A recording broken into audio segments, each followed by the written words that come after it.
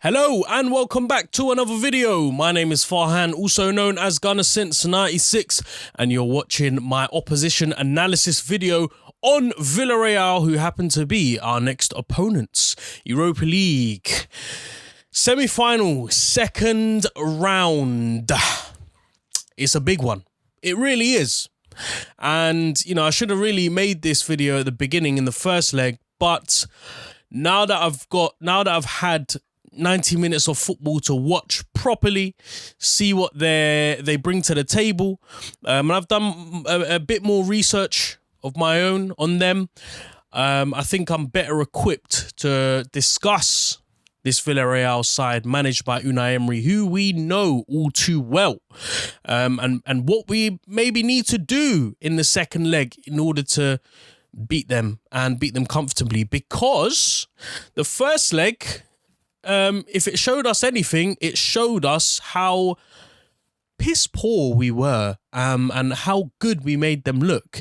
It was men against boys at some point of the game. We looked like, you know, a lost puppy, not really knowing which direction to take, and we were punished severely. I don't think we were punished enough. We could have been punished a hell of a lot more. But that's enough about that game. Let's talk about Villarreal themselves.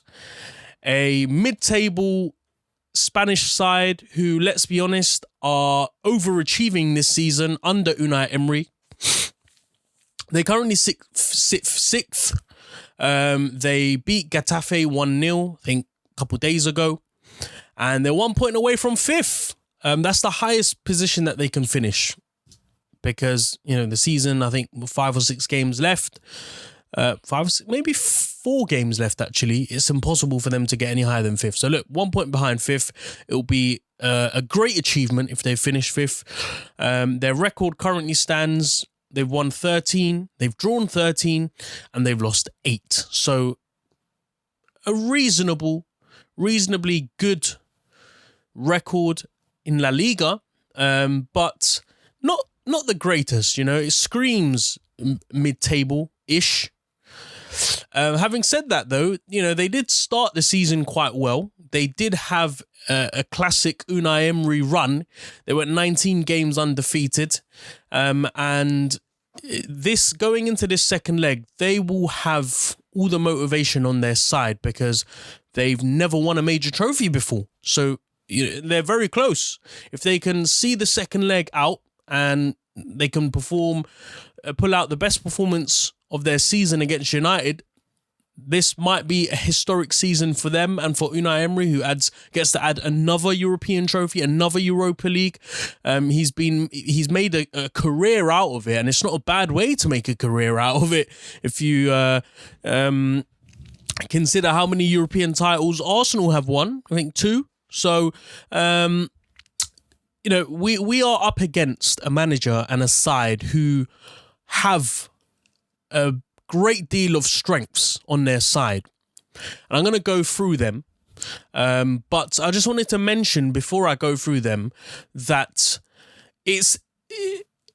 when I was looking into the way that Unai Emery plays and compare it to how Arsenal are playing this season, some of the things that he's been promoting, some of the different tactical approaches that he introduced at Arsenal after Arsene Wenger left, it's almost too similar to what Mikel Arteta is trying to do here at Arsenal this season, compared to what Unai Emery was doing. And you know, the striking similarities were quite surprising, but also comparing why it is that the Unai Emery side was far more successful than the Mikel Arteta side was also interesting to think about and to try and come up with some answers. For one, I think looking back at it now, you know, I think it's a safe place and time to start making conclusions, seeing as we're coming to the end of the season.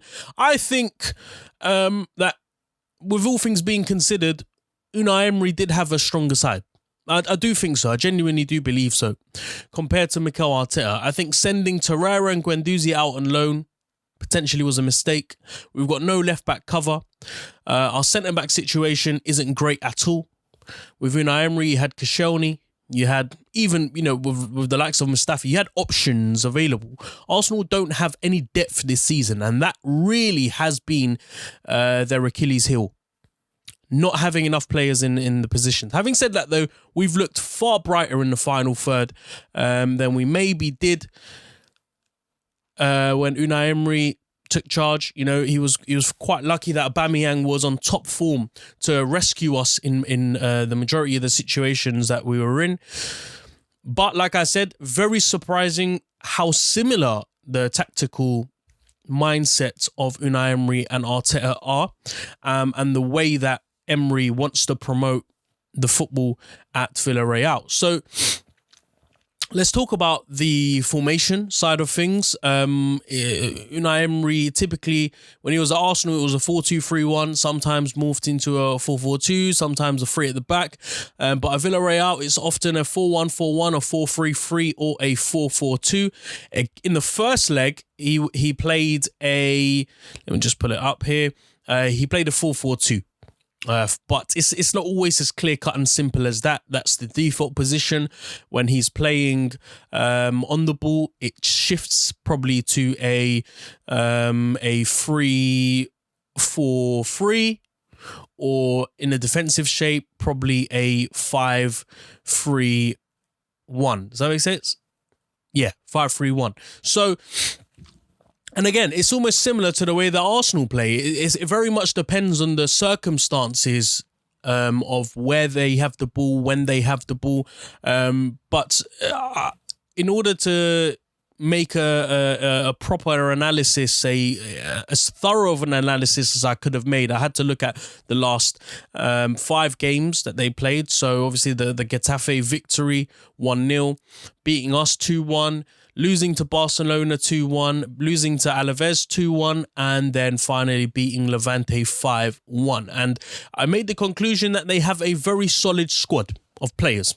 And when they are playing their strongest side, it looks a little bit like this. And I think it was the Barcelona game where I saw their strongest formation, their strongest players. It was a 4-4-2 with Albiol, Torres at the back. 2 really good players. Maybe to say really good players is overdoing it a little bit. They have definitely formed a really solid defensive partnership in Torres and Albiol, and that's almost as important as having 2 individually capable defenders, and they're both really capable. In Torres's case, he's one of the most talked about defense centre-backs in Europe at the minute, with someone as experienced as Albiol. We're almost talking about, a case of Gabriel and Luiz to some extent. So those 2 at the back forming a really solid partnership, and then you have Juan Foyth on the right and Moreno on the left. 4 in the middle: Etienne Capoue, Dani Parejo, Trigueros, and Samuel Chukwueze. Those 4 for me also form a really solid midfield with wingers who are dangerous going forward, who like to make inverted runs, who like to get in the box, especially in the case of Chukwueze, who is so versatile. Not only is he a great winger, but he can play in your attacking midfield position. He can play forward if he wants to. He brings qualities to the game, certain qualities to the game that overqualifies him for just a winger. So definitely one of their biggest dangerman, if not the biggest dangerman at Villarreal. With the likes of Dani Parejo, you've got someone who is really sits at the heart of the midfield and completes the midfield, being able to intercept balls whilst playing the ball forward. Great energy as well about him. And your forwards, your strikers in Moreno and Alcacer, 2 strikers, 2 foxes in the boxes, 2 danger men who have plenty of goals in them, especially Moreno. who showed us in the last game what he's capable of doing. Gerard Moreno, 29 years old, shares the same birthday as me as well, surprisingly. So he's still got plenty of years in him, and he's having a breakout season with 20 goals in 29 games, 6 goals in the Europa League in 10 games. This is someone to watch out for, and I think going into the first leg, Arsenal did maybe give them a little bit too much respect and didn't take them as credible of an opposition as we should have, because not only do they have a solid squad of 11 players, and they'll be without Juan Foyth at right back, but even still, this is a side that is really well tactically drilled. I'm going to talk through some of their strengths, some of their weaknesses, but before I do that, I want to touch on their tactical setup, how Unai Emery likes to play them. He's promoting playing out from the back. Again, it's so similar to the way Arsenal want to play, committing fullbacks forward, slotting a central defensive midfielder into defence when the wing-backs go forward, inverted runs by the wingers up front. One thing differently that they're doing, which is benefiting them a lot and which I've been screaming for Arsenal to do, is cutting down the middle, playing in between the lines, which, gives options, and it makes the attacking element unpredictable. You don't really know which way they're going to approach the game. Whereas Arsenal, on the other hand, there's only one way, which is down the wing, which is either through Pepe or Saka, and then you either cross the ball into the box or you try and feed the ball to somebody in the box, which oftentimes then less is little to only one person in the box. So I think, having looked at Villarreal properly, they are a more complete side than what we are at the minute. They are what we should be striving to be like, the football that they're trying to play, the football that they're promoting. And with Unai Emery, I think they've found a good balance at Villarreal. The right sort of players, the right sort of mentality and attitude, the right sort of discipline, and obviously minus the language barriers, because there isn't any, they're able to take on board all the feedback and all the tactical instructions, and they're implementing it really well. So look, the strengths being playing out from the back, the fullbacks obviously committing the runs forward. We saw what Juan Foyth is capable of doing on loan from Tottenham, but really made us look like a bunch of amateurs. I don't know how many times he surpassed Dani Ceballos, but that kid has a pair of legs on him. He's going to be out, which is going to be a massive plus for us, but they've got it in every department on that pitch. I like how compact they are when they're out of position. They are very disciplined, very structurally disciplined, meaning that they know where to be at what time. So when they lose the ball, everyone makes the pitch a lot smaller, and it makes it harder for teams to run past them. Like I said, I talked on I touched on the structure ability, the structuring benefit, because it allows them to, when they have possession of the ball, to keep it, and to keep it for a lengthy period of time, and it allows them to build up the attacking play slowly, not so quickly. It doesn't need to be instant. It can be a slow burst from the back, playing it to midfield, considering that the formation, the structure is fit. Everyone knows where to be at what time. They can keep the ball for lengthy periods of time, and they did in the first leg as well. Defensively compact as well. When teams are pressing them, they again close the pitch to make it a little bit smaller. All 4 defenders cram into one shape, and again, it just makes it that much more easier for the goalkeeper to have that added layer of protection. I mentioned this. I love how brave they are going through the middle, expressing their attacking play down in between the lines has helped them so much to score so many goals. I don't know how many goals it is that they've scored in La Liga. Let me find out very quickly. It is 51 goals in 34 games and only conceding 38. So, pretty good. They've scored more goals than Sevilla. They've scored almost as many goals as Real Madrid and 10 less than Atletico Madrid. But, you know, clearly this is a side that knows how to play attacking football. And like I said, I love how brave they are when they are offloading themselves, going forward and playing it through the middle, not afraid to break any defensive lines, and just the overall discipline, the overall structural discipline and how organised they are helps them all day long. Those are my strengths. And there are many more. I just, obviously, if I had watched a lot more games, then I would be able to pick them out. But in terms of their weaknesses, this is what Arsenal need to look at. This is the department that we need to stretch and we need to expose as much as possible. Despite being organised, despite being quite comfortable in possession, they are quite relaxed. A little bit too composed at times, especially when they're playing out from the back. It's great to see a team who's confident enough to play out from the back. But when you are confident, you need to equally match the tempo. It needs to be quite snappy. Get it from one player to another, interchange from different sides of the pitch. Because what happens when you're quite slow and when you're relaxed to play out from the back, you have the opposition side breathing down your neck. You'll lose the ball. And I think early on in the first leg, the first 10 minutes, it showed 10, 15, 20 minutes, Arsenal were quite good at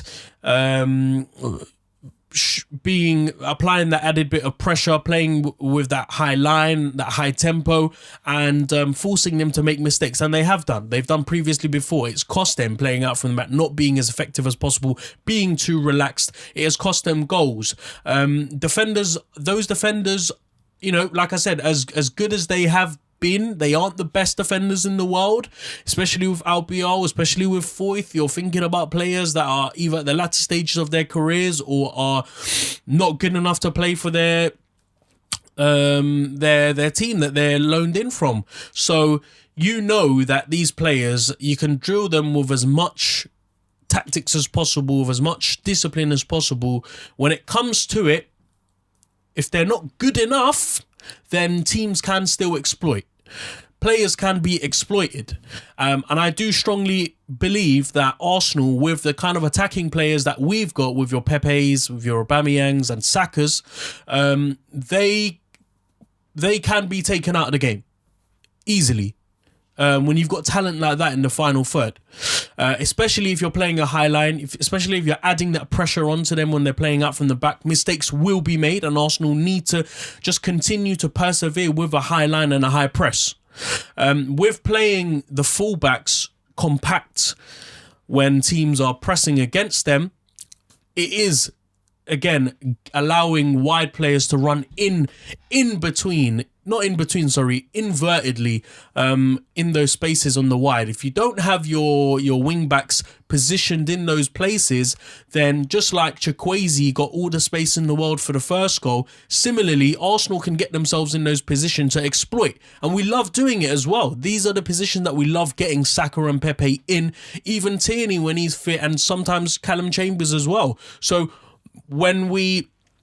I think to try and force them into that shape, it's going to be crucial for us to start our attack down the middle through midfield, get Partey to play quite deep in, get Emil Smith-Rowe or Odegaard to stay in that middle place, and then release the ball down wide when you see that Villarreal start to compact into their defensive shape in the box.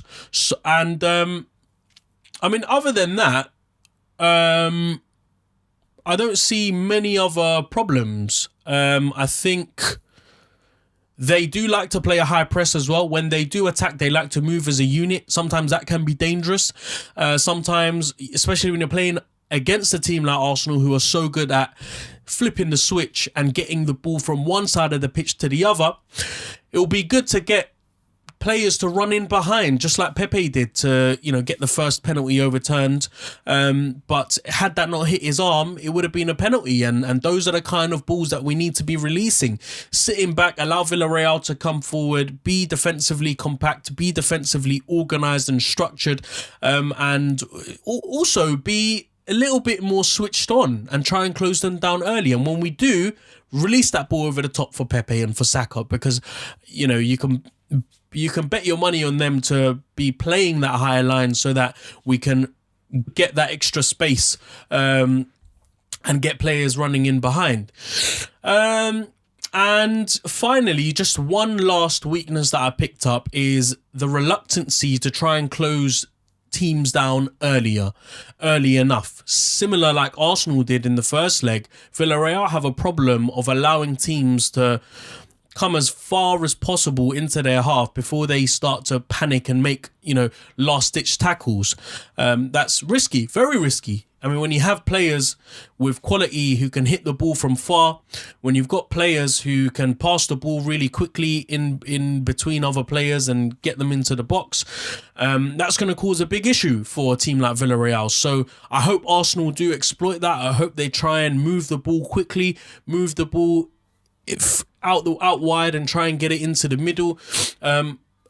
As organised and as disciplined as a team like Villarreal are, they have mistakes in them, and they have players who are average players that are getting the best out of them. That's what I think personally. And Arsenal, on the other hand, are just starting off their development. I think in the midway stage where they're figuring out some stuff, but a lot of things have to be finessed, have to be perfected. But look, that's my analysis on Villarreal. That's how I think they'll be set up, and they'll try and win the game on Thursday. I'll talk a lot more about Thursday's game on either Thursday or Wednesday, where I'll give my match day preview. But I hope you've enjoyed this video. If you have, please do give it a thumbs up, subscribe to the channel if you haven't, and hit that bell notification to be notified every time I release a video. I'll be back again tomorrow for probably Arteta's press conference, looking at how he's preparing the boys going into this crucial second leg tie. But until then, stay home, stay safe, and enjoy the rest of your day. Thank you very much. Bye bye.